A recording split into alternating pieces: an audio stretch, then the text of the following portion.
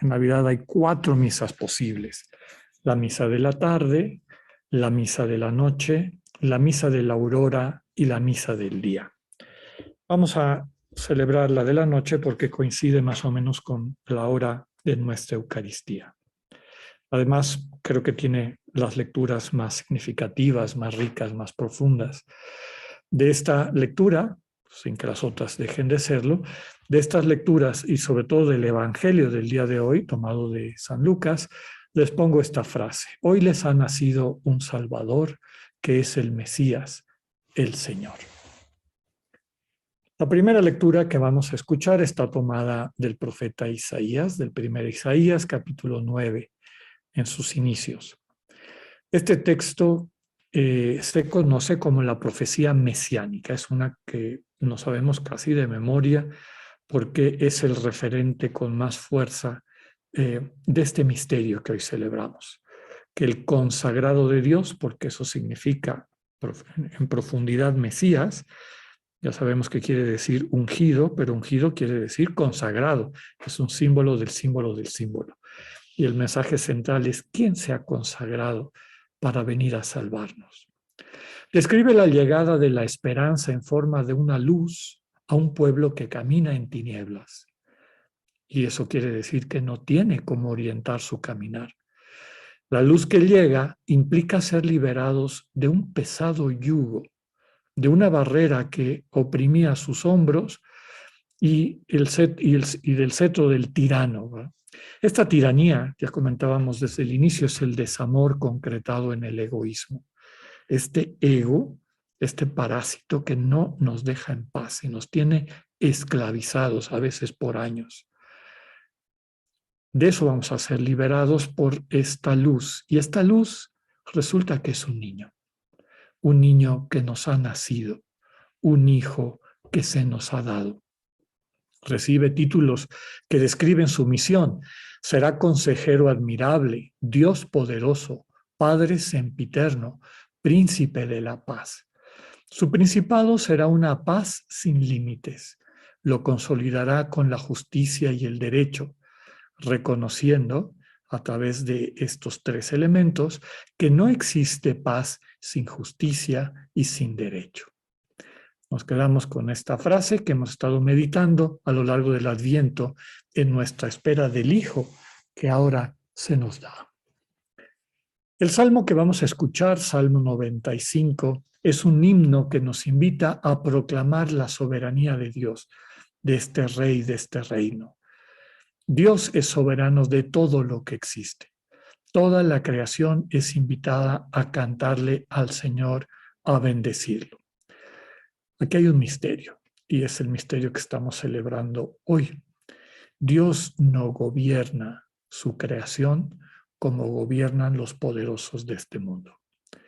Dios gobierna, sostiene, le da dirección a su creación a través del amor. Y de eso nos alegramos. 19 formas distintas recupera este Salmo 95 para invitarnos a expresar esta alegría. Proclamar, anunciar, alegrarse, que retumbe el mar, que salte de gozo el campo, que se regocijen los bosques. Dios viene a gobernar el orbe con justicia y rectitud. Todo lo que está centrado en su amor, en su deseo de ser vida para quienes ama. Nos quedamos con esta frase, regocíjese todo ante el Señor. La segunda lectura está tomada de la carta del apóstol San Pablo a Tito. Es una de las que se conoce como cartas pastorales, en las que Pablo da consejos a los líderes de las comunidades fundadas por él sobre el dinamismo propio de una comunidad cristiana. Tito fue amigo y compañero de viaje de Pablo, lo sabemos por el texto de los Hechos de los Apóstoles. La carta nos lo presenta como responsable de la iglesia de Creta. Tito fue tan apreciado por Pablo que es destinatario de una carta personal. El tema central de toda la carta es el misterio de Cristo, misterio que hoy estamos meditando de manera especial en esta Noche Santa. La lectura de hoy nos invita a renunciar a una vida sin religión, es decir, sin comunión. Acuérdense que religión es religar, reunir. ¿Qué es lo que va a unir? Lo que ha separado el egoísmo. Nos invita ahora a vivir de una manera sobria, justa y fiel a Dios. Una frase bella de esta carta: el amor de Cristo nos permite vivir fervorosamente entregados a hacer el bien. El Evangelio está tomado de San Lucas, es el nacimiento del Mesías. Leeremos este relato sobrio, pero muy bello, propio de Lucas. Inicia ubicando toda la escena dentro de coordenadas temporales y espaciales. Hace algunos días, cuando meditamos el inicio de la vida pública de Juan el Bautista, vemos cómo en ese capítulo 3 Lucas vuelve a presentar la realidad histórica. ¿Quién era emperador? ¿Quién era gobernador? ¿Quién gobernador romano en el territorio de Siria? ¿Quién era prefecto en Judea? Etcétera. A Lucas le interesa subrayar que Dios actúa en la historia concreta. Por eso nos da estas coordenadas temporales y espaciales. César Augusto gobierna en Roma. Quirino es gobernador de Siria. Dios viene a hacerse presente a la historia concreta de la humanidad con todo su dramatismo y al mismo tiempo tan llena de posibilidades. Lucas nos presenta a José y a María viajando de Nazaret en Galilea, donde vivían, a la ciudad de David, que era el nombre como se conocía a Belén, para empadronarse en un censo que el César había convocado. Resalta la intervención providente de Dios que hace cumplir así las profecías de que el Mesías, el consagrado, debía de ser de la estirpe de David y nacer en el pueblo de David, es decir, en Belén. Con todo, su llegada es totalmente carente de los indicadores que el mundo considera importantes. No hay ni riqueza, ni poder, ni fama, ni dominio, ni sumisión. El Mesías nace en el seno de una familia pobre y desplazada, es decir, migrante. El evangelista transmite el dramatismo de la escena. María tuvo a su hijo primogénito, lo envolvió en pañales y lo recostó en un pesebre porque no hubo lugar para ellos en la posada. El hijo que se nos ha dado nace en pobreza extrema. Después nos introduce el evangelista a los primeros invitados a experimentar el milagro de Dios con nosotros. Son los pastores, pobres, como el niño que acaba de nacer. Recordemos que los pastores eran parte de los excluidos de entrar al templo. Tenían prohibido entrar al patio de los sacrificios. ¿Por qué? Porque estaban permanentemente impuros de manera ritual. ¿Qué es lo que subraya el Evangelio? Que los que estaban afuera son ahora los primeros en entrar. No hay un solo sacerdote, un solo levita, un solo noble invitado. Estos que estaban acostumbrados a la vida de privilegio, resulta que ahora quedaron atrás.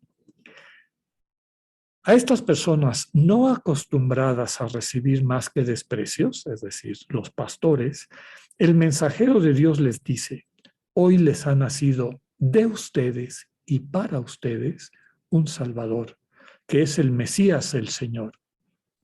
Y sin embargo está en un pesebre. Toda la escena es transfigurada por la luminosidad. Esta luz aparece una y otra vez. ¿Cuál es el origen de esta luz? La alegría. Y muchas veces lo decimos así: cuando los rostros están alegres, irradian luz. Esa alegría de los pastores, en quienes estamos representados todas y todas, se va contagiando. Nos quedamos con la proclamación de los ángeles: no teman, les traigo una buena noticia que causará gran alegría a todo el pueblo. Hoy les ha nacido en la ciudad de David Salvador, el Mesías, el Señor. Paz en la tierra a la humanidad que es importante que se sienta amada por Dios.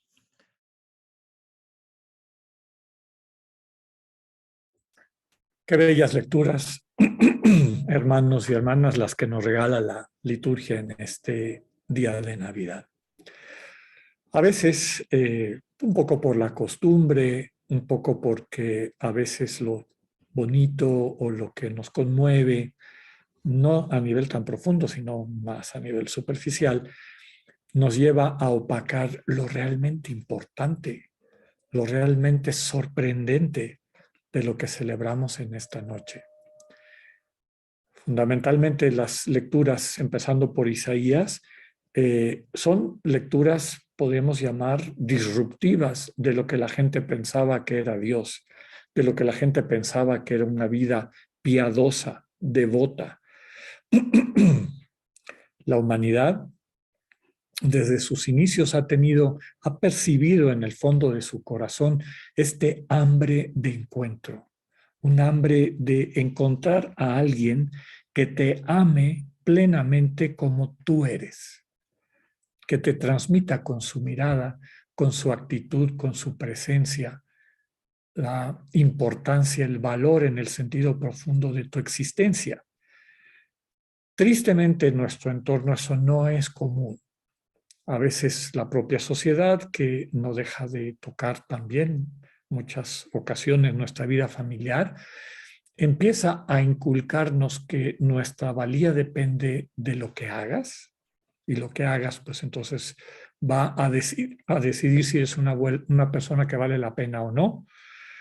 Después de algún otro tiempo empezamos a entender que no solamente es lo que hagas, sino la plata que tengas, no porque la plata en sí sea importante, sino por el poder que te da la plata. Y eso nos lleva a otro de los referentes, el poder. ¿Quién tiene poder? Entonces, pues eso también vamos vinculando nuestra identidad y nuestra seguridad a situaciones de poseer, como el dinero, o de poder. Y finalmente también la imagen, un reconocimiento que no nos importa que tengamos que pagar por él o que tengamos que golpear por él, imponer a través de la fuerza que la gente nos dé nuestro lugar, nos respete. Bueno, sabemos que todo esto es producto de ese egoísmo, el único pecado que existe y que nos impide vivir a plenitud nuestra identidad divina. Somos imagen de Dios. El Señor, y en la fiesta que hoy celebramos, subraya este misterio, viene a salvarnos de la única manera que puede salvar, es decir, amando. Dejamos de perder el tiempo esperando a este Dios guerrero que nos venga a dar golpes en la cabeza a cada uno o a cada una y nos obligue a entrar en su reino. Ese Dios no existe. Esos dioses que tienen esa forma, en realidad son proyecciones de quienes están a gusto con su manera de tratar a los demás y así proyectan sus mismas actitudes egoístas en Dios. En el fondo, es una enfermedad que también pretendemos proyectársela a Dios. Entonces decíamos, Dios viene de la única manera que puede salvarnos, y es decir, desde la fragilidad del amor. Para conmover nuestros corazones, adopta nuestra realidad humana, nuestra fragilidad humana, y viene como un bebito. Si hay seres humanos frágiles, los más frágiles de los frágiles de los frágiles son los bebés. Son los seres humanos que todavía no tienen forma de defenderse por sí mismos. Pero sin embargo hay algo innato. Y se han hecho muchos estudios en ese sentido, ¿no? Si tenemos esta impronta de sentirnos conmovidos por los bebés, por las crías de todos los animales, un pollito también nos conmueve el corazón, un perrito, un cachorrito, pero no hay nada que toque tanto nuestro corazón como este bebito humano o bebita humana. Suscita en aquellos que no viven distraídos o distraídas una serie de sentimientos que son parte de este don de Dios a cada ser humano. Nuestra capacidad de amar gratis. Un bebé no tiene mucho que devolver. No tiene plata para pagarnos nuestros servicios, no nos puede rendir pleitesía como nos gusta cuando somos esclavos de la honra, no va a hacer nuestros caprichos, no le podemos imponer nuestro poder a manera de sumisión, ¿verdad? El bebé es un bebé. Solamente lo podemos amar gratis. Y ese es el primer regalo y sanación que Dios nos da. El amor de Dios, el amor que salva, es gratuito. No tienes que hacer nada para ganarlo. Por distintas razones históricas, culturales y demás, hemos tenido que proyectar en Dios, como he dicho en otras ocasiones, una especie de policía cósmico o de juez universal para que nos contenga de los niveles de egoísmo a los que podemos llegar. Pero en el fondo, lo que realmente cambia el corazón de los seres humanos es el amor. El amor que percibimos, este amor que se nos entrega gratuitamente. Por eso el centro del misterio de la Navidad es este hijo que se nos ha dado, este niño que se nos ha dado. En María, desde luego, y en José, convocado por el Señor para ser parte de este misterio de salvación. Pero este misterio de la Navidad tiene que repetirse en la vida de cada una y cada uno de nosotros. Por eso desde el inicio del Adviento decíamos, subrayábamos la importancia de que cada una y cada uno de nosotros acojamos a este niño. Este niño se te ha dado a ti, como se me ha dado a mí y a cada una y a cada uno. Cierra los ojos y vive ese misterio. Este Dios que se confía en tus manos. Parece ser que ahí no hay nada de poder. Un bebé desvalido, un bebé frágil, un bebé que lo único que necesita, porque es lo fundamental, es el cariño que lo proteja, que lo nutra, que lo acompañe. Pero el misterio está en que esa fragilidad a su vez nos alimenta. Esa fragilidad a su vez nos cambia y nos fortalece en la única fuerza, en el único poder que tiene sentido para la vida eterna, que es el poder del no poder, el poder del amor. ¿Cuánta sabiduría en nuestros pueblos tradicionales que siempre, yo recuerdo, crecí en una familia donde teníamos un nacimiento que era la mitad de la sala. Todo se tenía que mover de un lado a otro, ¿va? Para el nacimiento, poner el niño en Navidad, contemplar al niño, abrazar al niño, cerrar los ojos y zambullirnos en este misterio de un Dios que solamente puede salvarnos, sanarnos desde su fragilidad. El misterio de la salvación está en esa frase de Isaías que repiten los ángeles en Lucas. Hoy les ha nacido un hijo, un Mesías, un Salvador, el Señor. Las claves para entender esto rompen los criterios del mundo. La gente de aquella época habría pensado de haber nacido o en el palacio de los descendientes de Herodes, que quedaban dos en Palestina en esa época.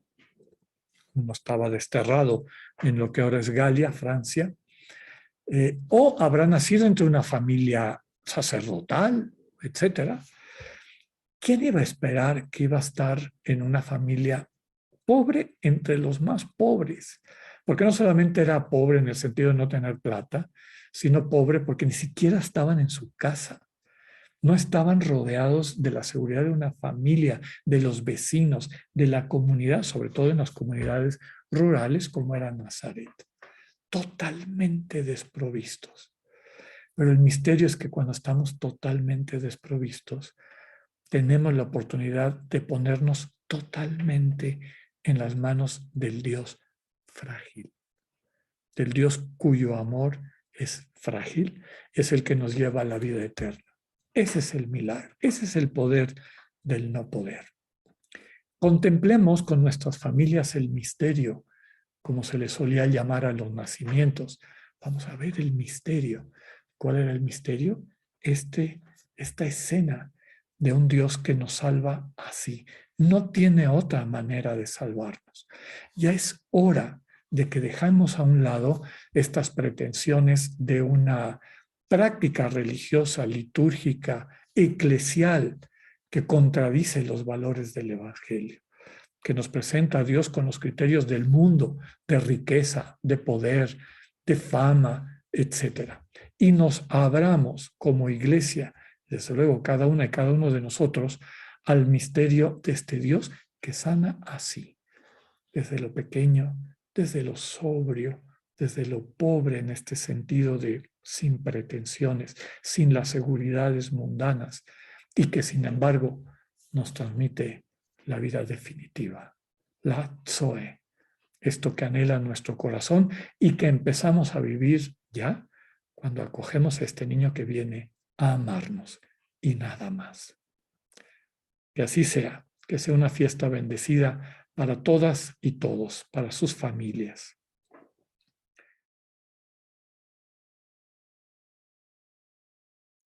Aprovechemos esta semana para abrazar a nuestro niñito, para dejar que este niño que se confía en nosotros vaya sanando nuestros corazones, nos vaya capacitando para la vida eterna, que está vivida desde y en el amor. Este niño realmente puede cambiar nuestras vidas de forma radical. Y no se olviden también, ya desde ahorita, que pasemos a la celebración familiar y a lo largo de la semana y de toda la vida, de seguir acogiendo también ese niñito que habita en cada persona, en nuestros seres queridos, en aquellos que a lo mejor no queremos tanto y que nos invita el Señor a abrir nuestro corazón para encontrar en ellos y en ellas también esta presencia de Dios. Y sobre todo en las personas que están más necesitadas de una palabra de confianza, de seguridad, finalmente de cariño. Que sea una semana de muchas bendiciones. Que Dios les acompañe en su celebración familiar y que esa alegría vaya irradiando a todo el mundo que nos rodea. Feliz Navidad. Dios con ustedes.